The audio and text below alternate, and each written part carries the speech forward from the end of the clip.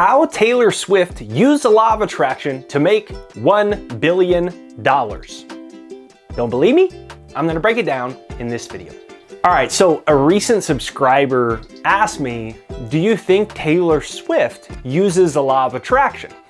And I had to admit, I did not know much about her. I admire her success like other people that are successful, but I had no idea if she actually uses the law of attraction. But I wanted to know, and that sent me down this rabbit hole researching Taylor Swift methods for manifesting $1 billion. And I found Taylor's 3-step law of attraction formula to manifest your big goals. And it all started while I was scouring the back pages of Google like a private investigator, and I found a super long old blog from a girl that went to elementary school with Taylor. They weren't close friends, but she sat next to her in elementary school class.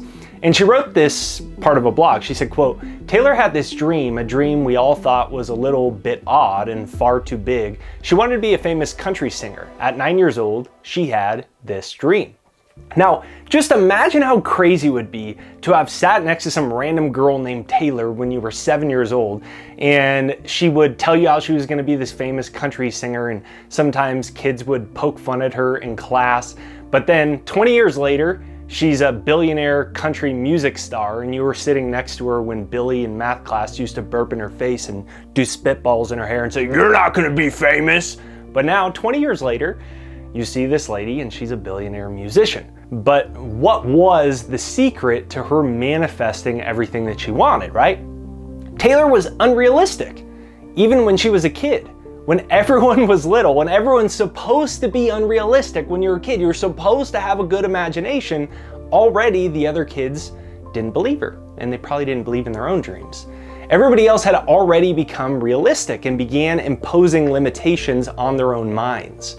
And that's why Taylor said, quote, "The only person who can limit your possibilities is you." And that's what Taylor's first step in her law of attraction formula is all about. Become unrealistic. Just because you can't see your dreams yet doesn't mean they aren't possible. And this leads us into Taylor Swift's second rule of manifestation, thinking from the end in mind. Now, when she was talking about her success in an interview recently, she said, quote, "Life is better than I imagined it would be. I always dreamed about what it would be like if someone would walk in somewhere and I didn't have to introduce myself to them, and they already knew my songs. That's crazy, and I love it so much. It's one of the most amazing things that's actually happened to me." Taylor said that she would specifically imagine people walking up to her knowing the words to her songs.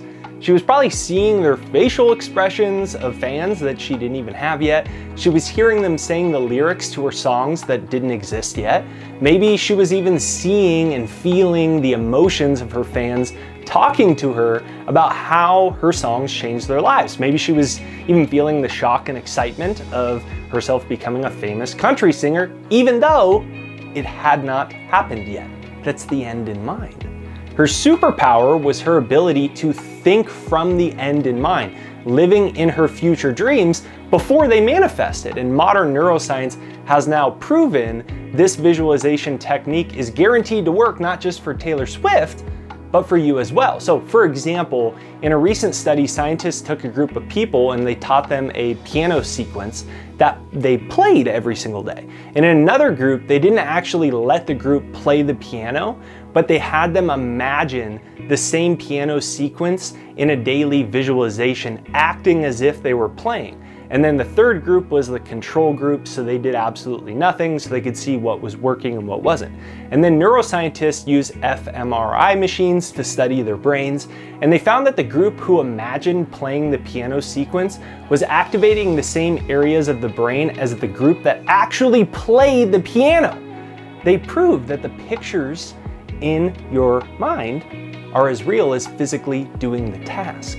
So your brain doesn't know the difference. And what's even cooler is in a Vogue interview, Taylor talked about how she would visualize herself performing at the Grammys when she was just a struggling artist. And then fast forward to the present, she's not only performed at the Grammys multiple times, but she's won like the most Grammys ever. Visualization is about seeing yourself in your future desire, feeling the emotions and living in the future as if it's actually happening now and your brain thinks it's real. And I have a simple visualization process where I listen to my Success Hypnosis MP3 that's playing positive affirmations while I visualize myself in the future. And I call it the record player technique, because what I would do is I pick one thing that I want to become reality. So for example, I would imagine my YouTube going viral. Sitting down at the computer, shaking the mouse, refreshing the browser. I had 5,000 subscribers. All of a sudden I have hundreds of thousands. Taylor's doing it, imagining people coming up to her, knowing her music, imagining herself playing at the Grammys. So pick one thing in the end in mind as if it actually occurred. And then like a record, you keep looping that little snippet of future reality over and over in your head. And you can download my free Success Hypnosis. It's right there down below. It's jakeshypnosis.com. It's pinned to the comments and in the description. And you just listen to it while you're doing it. And what you're starting to do is training your brain and subconscious mind, just like that neuroscientific study showed us, so your brain thinks it's real, and then it starts to create it as your reality. The key to the record player technique is pretty simple though. You just do it exactly as Taylor did, living in the end. So you can ask yourself, what would it feel like if you were already that person? How would you see the world if the things that you desired already existed? What would it feel like to manifest exactly what you want? And that leads us to big idea number 3, clearly define your goals. And like most successful people, Taylor had clearly defined goals and she focused on one at a time. So in an interview recently, she said, as soon as I accomplish one goal, I replace it with another. I just say to myself, all right, well, I'd like to headline a tour. And then when I get there, we'll see what the next goal is. And what I love about this is how crystal clear she is about what she wants. She was not afraid to make her dreams known to the universe. I'm gonna become a famous country singer. I'm gonna headline a first national tour. I'm gonna sing at the Grammys. I'm gonna win the Grammys. Taylor didn't vaguely say, I wanna play music and maybe someday it might work. She didn't have a plan B if it didn't work out.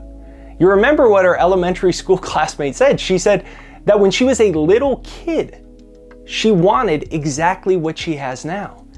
And so when she set her goals, they were very specific, like headline my first national music tour. And while researching her, it reminded me of what Bob Proctor taught about how to set and achieve your goals. And he said that there's 3 types of goals that a person can have in their life.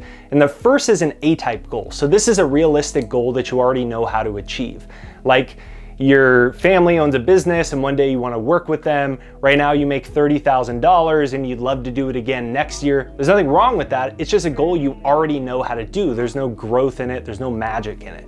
And then second is a B-type goal. And this is a goal you think you can achieve pretty rationally, right? You make 30,000, you want to make 35,000. That'd be an example. It's pretty rational. You could probably do it. You don't have to do much except for maybe drink 1 extra coffee a day so you have a little bit more energy.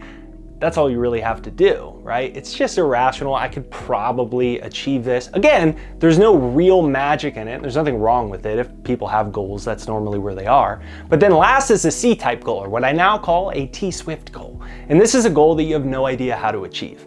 This is a goal that is so unrealistic that the kids that you went to school with gossip about you.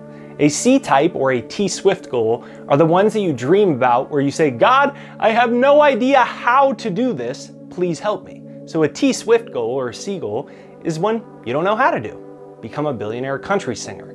Maybe yours is to retire early, retire your parents, get your dream house, make $500,000 a year, and currently you only make $50,000. Maybe it's to be #1 real estate agent in your city. When you write down your C-type goal, the magic's there.